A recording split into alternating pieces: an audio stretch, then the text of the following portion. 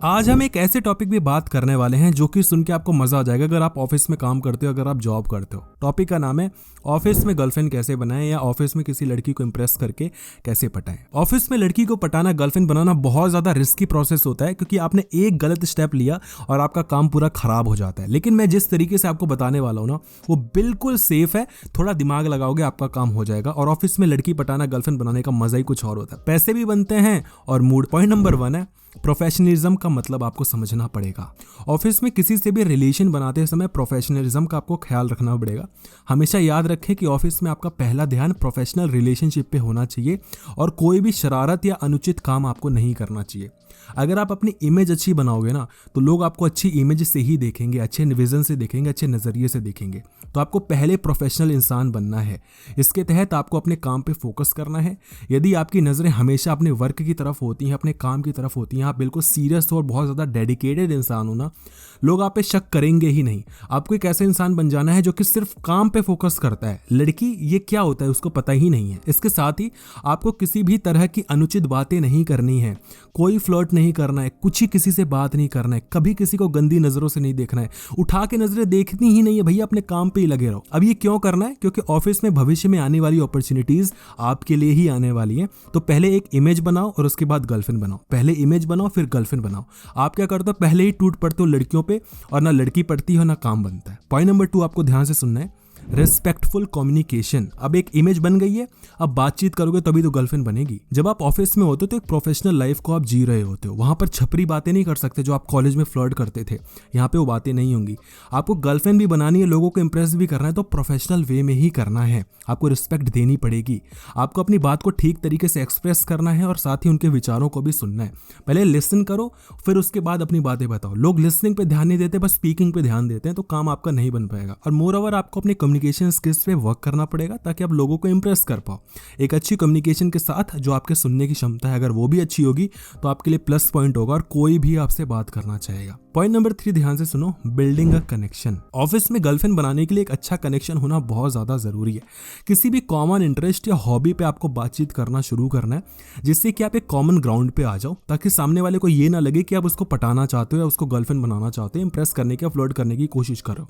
जब आप common ground पे बात करते हो, जब आप ऑफिस से रिलेटेड किसी काम पे बात करते हो, किसी प्रोजेक्ट पे बात करते हो, अपने बॉस की चुगली करते हो, पर तभी करना जब थोड़ी क्लोज बॉन्डिंग हो जाए। ऐसा ना हो कि वो उसकी खास निकले और आपका काम खराब हो जाए तो निकाल दिए भी जाओगे। तो थोड़ा ध्यान से बॉन्डिंग को इंप्रूव करना है, एक प्रोफेशनल रिलेशन बनाना है और आपको अपने कलीग के साथ क्वालिटी टाइम स्पेंड करना है, अच्छी बातें करनी है। अब आना है अपने मेन मुद्दे पे, वो है पॉइंट नंबर 4। मतलब इतना लेट क्यों हो गए पता है हम? क्योंकि हमें यहाँ पर प्रोफेशनल बनना है और थोड़ा हमें सेफ्टी लेके चलनी है।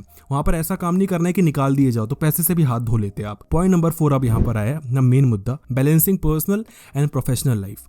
देखो, इंसान कितना ही प्रोफेशनल क्यों ना हो जाए, कितनी ही अंग्रेजी क्यों ना बोले, कितना ही कूल क्यों ना बन जाए, at the end of the day वो इंसान है। और हर एक इंसान देसी है क्योंकि वो इंडिया में है। ठीक, कोई भी इतना नहीं है जो बड़ी बड़ी बातें करता है, वो सब हमारे जैसे ही हैं। तो ये चीज़ आप मान के रखो। लेकिन वो उनका जो असली सच है ना, वो आपको निकलवाना पड़ेगा। अब वो 2-3 तरीके होते हैं, वो कब निकलता है? सबसे पहली चीज़ तो वो तब निकलता है जब सामने वाला जो बंदा है या जो भी इंसान है वो बहुत ज़्यादा इमोशनल है।